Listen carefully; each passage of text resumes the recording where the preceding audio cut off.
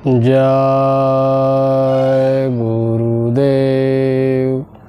जय गुरुदेव नाम किसका, प्रभु का पावन नाम। जय गुरुदेव। अखंडमंडलाकारं व्यापतं येन चराचरं तत्पदं दर्शितं येन तस्मै श्री गुरुवे नमः।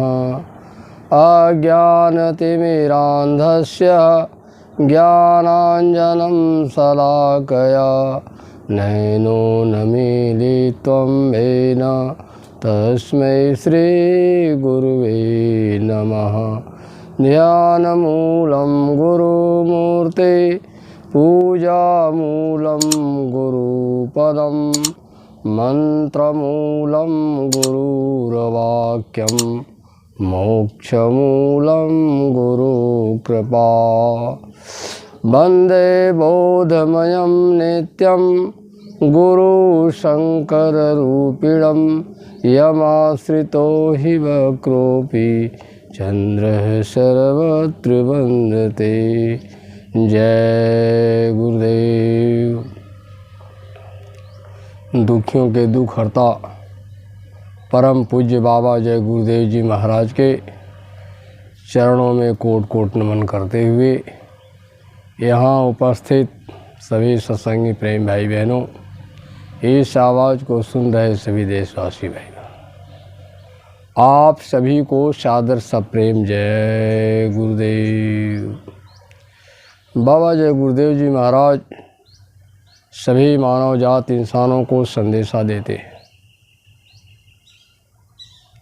कि इंसानों, ये मनुष्य शरीर जो आपको मिला है यह उस प्रभु का भजन करने के लिए मिला है। अगर आपने इस शरीर से जीते जी प्रभु का भजन नहीं किया तो यह शरीर पंच रचित यह अधम शरीर, यानी 5 तत्वों से मिला यह शरीर आपका बिल्कुल अधम हो जाएगा।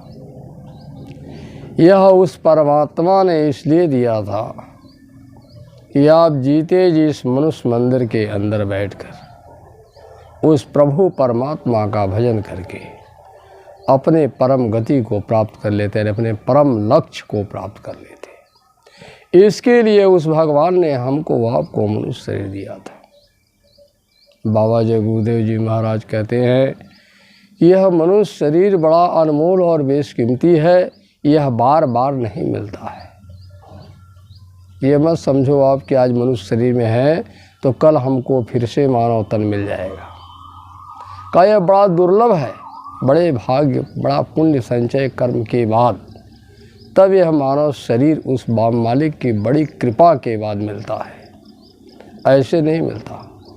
इसलिए बाबा जय गुरुदेव जी महाराज कहते हैं कि अब का मौका मिला है, आप भजन कर लो, वह चीज़ प्राप्त कर लो जिसके लिए मनुष्य शरीर आपको भगवान ने दिया है। अगर आपने इस मनुष्य शरीर से भगवान का भजन नहीं किया तो फिर यह दोबारा मिलने वाला नहीं है। कितने बार सतयुग त्रेता द्वापर कलयुग बीत जाएंगे, यह मनुष्य शरीर आपको फिर नहीं मिलेगा। बाबा जय गुरुदेव जी महाराज ने कहा कि आपको पता ही नहीं है कि कितने बार सतयुग त्रेता द्वापर युग बीत जाएगा, फिर यह कहाँ जाओगे आप।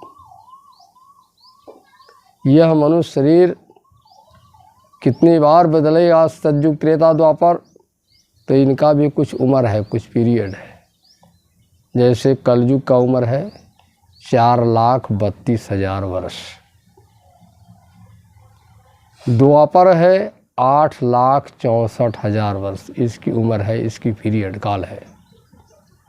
त्रेता की उम्र है 12,96,000 वर्ष और सतयुग का उम्र है 17,28,000 वर्ष। गुरु महाराज कहते हैं कि इन सब को जोड़ लो पहले, का सब मिला के 43,20,000 वर्ष। कहा कितने बार सतयुग त्रेता द्वापर आएंगे फिर मनुष्य शरीर नहीं मिलेगा। तो मतलब कि यह एक चौकड़ी होता है। जब चारों युग एक बार बीत जाते हैं तो एक चौकड़ी होता है। जब ये 72 बार बीत जाते हैं तो 72 चौकड़ी का एक मनवंतर, और 14 मनवंतर का होता है एक कल्प। कहा कल्प कल्प भर एक एक नरका। अगर इस मनुष्य शरीर से बुरा कर्म बन गया, इस मनुष्य शरीर से आपने भगवान का भजन नहीं किया, शुभ कर्म और पुण्य कर्म आपने नहीं किया, तो यह शरीर आपका इतना जल्दी मिलने वाला नहीं है। फिर कितने बार आएंगे आपका यह मनुष्य शरीर में इस तरह से 4,84 लाख छोरियों में कितनी पीड़ा, कितना घोर कष्ट उठाना पड़ेगा, फिर आप बहुत पश्चाताप करेंगे। तो बाबा जी कहते हैं कि अवसर मिला है, इसे चूकना मत।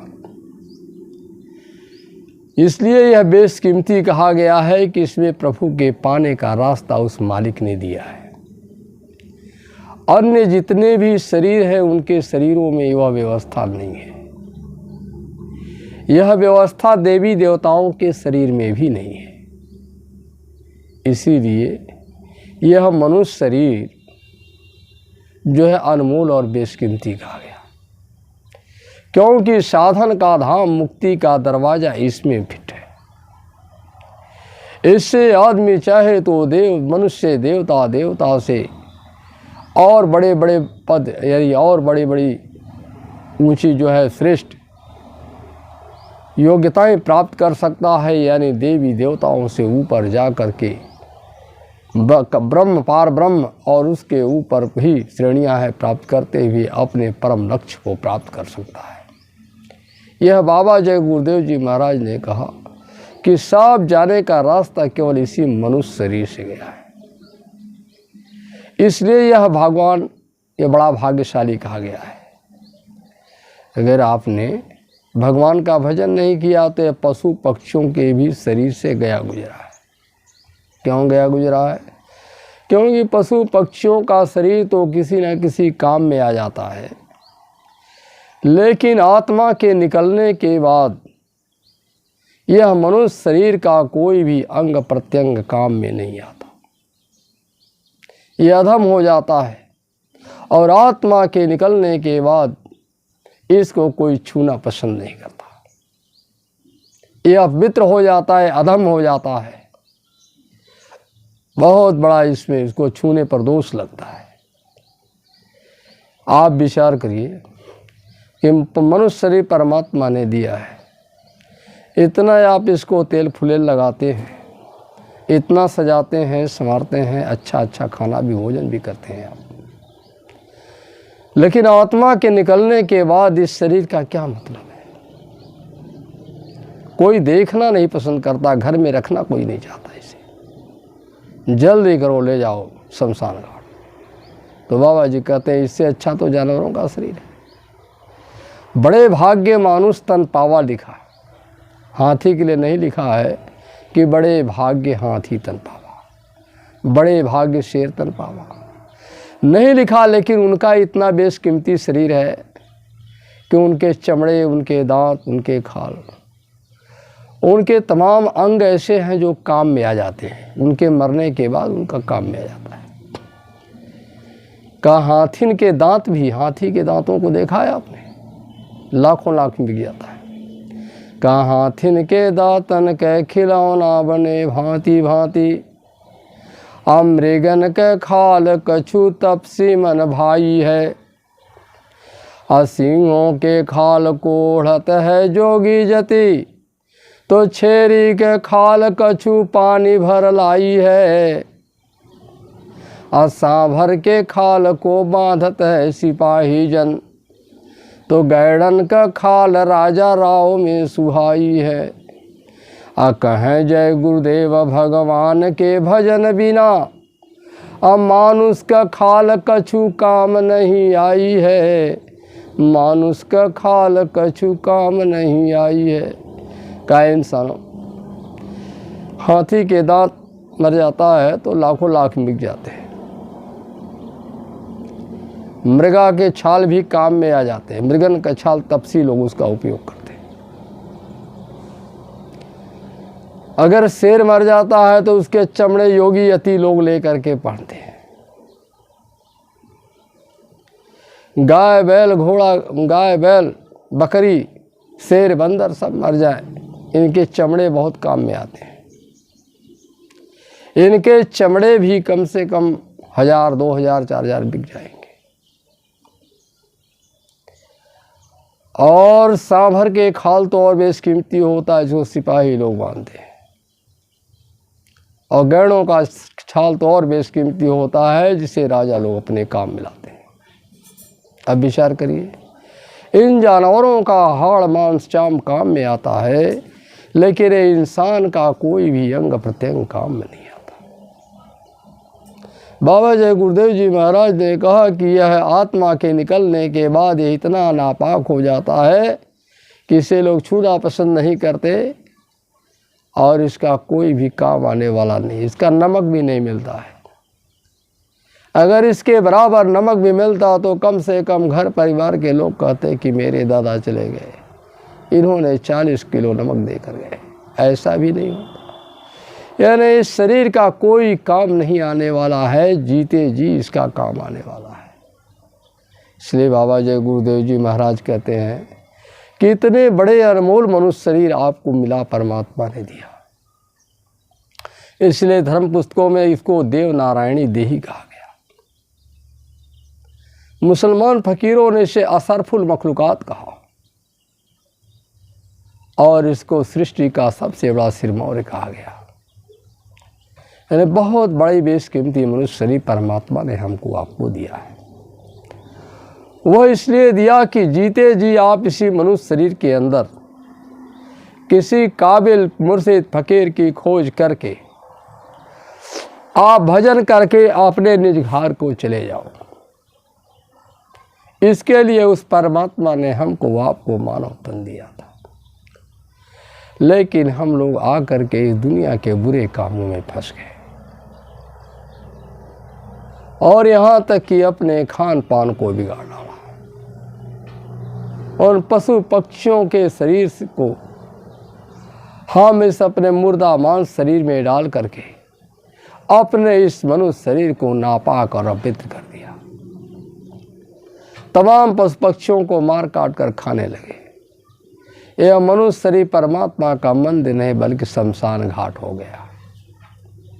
अब शमशान घाट में तो आप भजन नहीं कर सकते, उसका तो कोई काम आने वाला नहीं।